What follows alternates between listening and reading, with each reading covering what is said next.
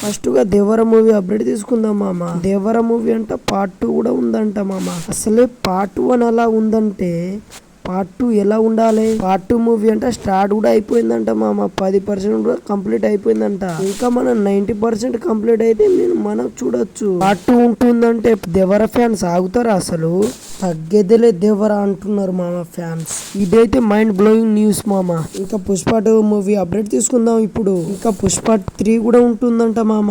Part 2 మూవీకు record బద్దలు కొట్టేసిరు మామ పుష్ప వాళ్ళు. పార్ట్ 3 అంటే ఇండియాలో స్టార్ అవుతాడు మామ అల్లు అర్జున్. టికెట్ రేట్ పెంచితే ఎవరు పోకండి మామ.